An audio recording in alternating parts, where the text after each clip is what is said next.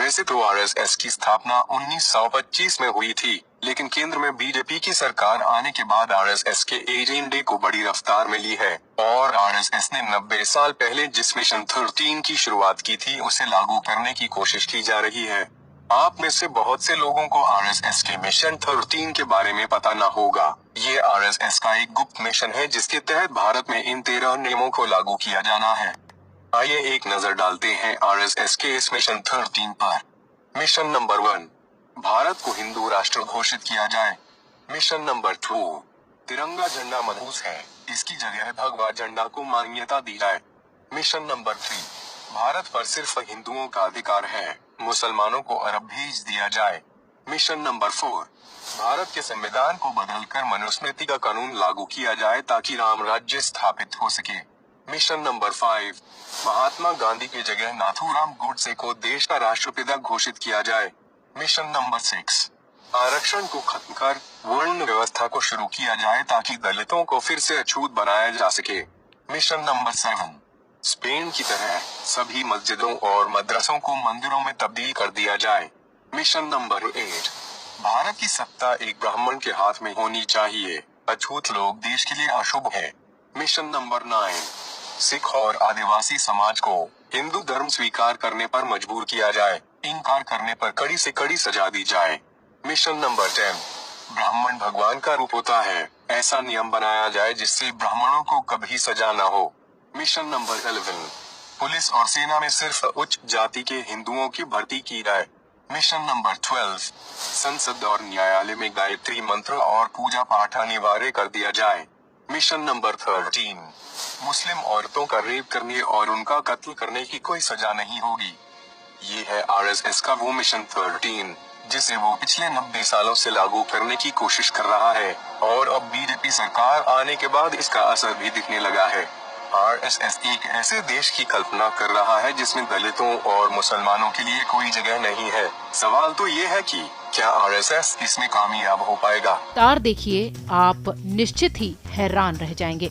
राष्ट्रपति, उपराष्ट्रपति, प्रधानमंत्री, गृह मंत्री, लोकसभा अध्यक्ष के साथ साथ 18 मुख्यमंत्री, 29 राज्यपाल, 1 लाख शाखाएं, 15 करोड़ स्वयंसेवक, 2 लाख सरस्वती विद्या मंदिर, 5 लाख आचार्य, 1 करोड़ विद्यार्थी, 2 करोड़ भारतीय मजदूर संघ के सदस्य, 1 करोड़ एबीवीपी के कार्यकर्ता, 15 करोड़ बीजेपी के सदस्य, 1200 प्रकाशन समूह, 7 लाख पूर्व सैनिक परिषद, 1 करोड़ विश्व हिंदू परिषद के सदस्य पूरे विश्व में और 30 लाख बजरंग दल के हिंदुत्व सेवक। इतना ही नहीं, 1.5 लाख सेवा कार्य, 18 राज्यों में सरकार, 283 लोकसभा सांसद, 58 राज्यसभा सदस्य होने के साथ साथ भारतीय वनवासी कल्याण आश्रम, वन बंधु परिषद, संस्कार भारती, विज्ञान भारती, लघु उद्योग भारती, सेवा सहयोग, सेवा इंटरनेशनल,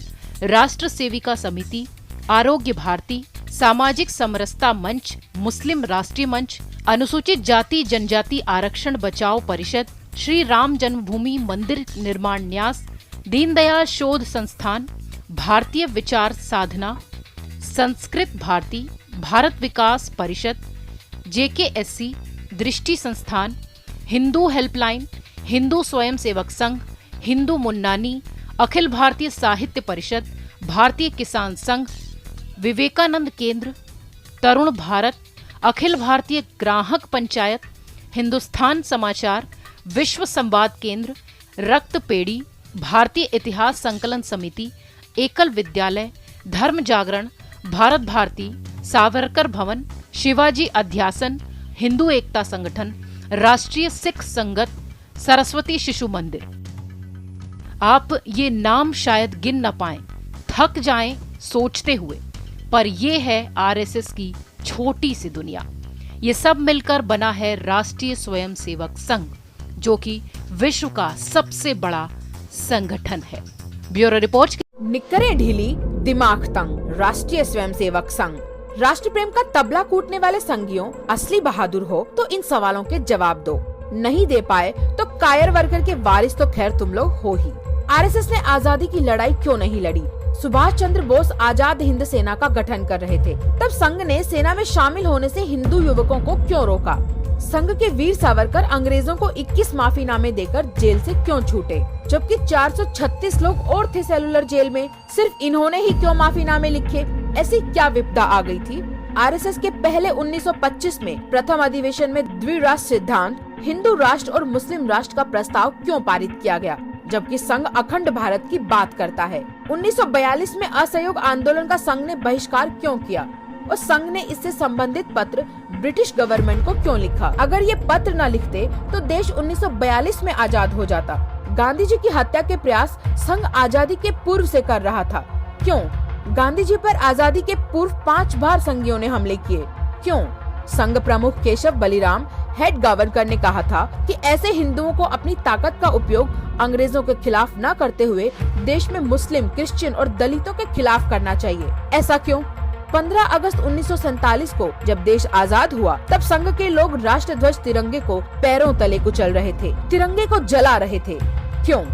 संघ के स्वयंसेवक अटल बिहारी वाजपेयी ने क्रांतिकारी लीलाधर वाजपेयी के खिलाफ क्यों गवाही दी, जिससे उन्हें 2 वर्ष का कारावास हुआ? पिछड़े, दलित, आदिवासी भी संघी हैं। तो नासिक के कालाराम मंदिर में प्रवेश मुद्दे पर डॉक्टर अंबेडकर ने जो आंदोलन किया था उसका विरोध क्यों किया? संघ के लोग अपने आप को राष्ट्रवादी समझते हैं। इन्होंने 1925 से 1947 के बीच वंदे मातरम का नारा क्यों नहीं लगाया? अंग्रेजों का इतना डर था क्या?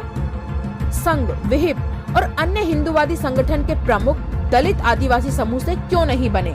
क्या ये हिंदू नहीं है? दोस्तों, ये वीडियो ज्यादा से ज्यादा संख्या में संघ भाजपा के बतौलेबाजों को भेजो और उनसे इन सवालों के जवाब मांगो। वक्त आ गया है इस फर्जी राष्ट्रवादी कच्छाधारी गैंग को बेनकाब किया जाए। अभिषेक उस साइड जाओ, दादा उस साइड जाओ, बहन जी इधर आओ, सभी उस साइड जाइए।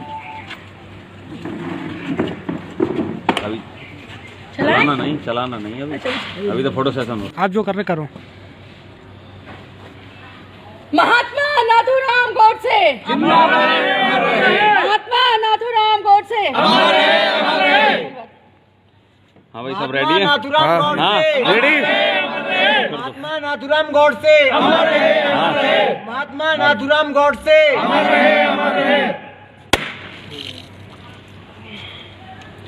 अखिल भारत हिंदू महासभा।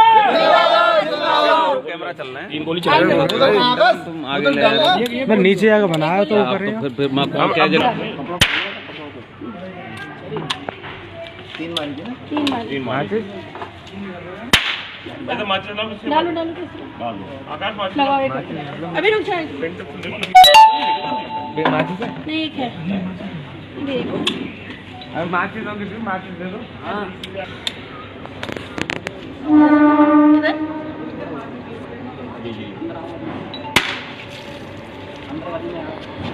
इसका तो खून ही काला निकला है।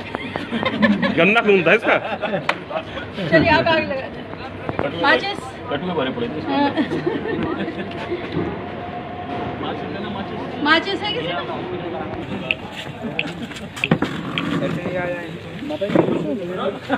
मेरा है। पीछे से लो, पीछे से पीछे से आना, नीचे से लगा, नीचे से कम पड़े तो निकाले ना पेट। नीचे से आना।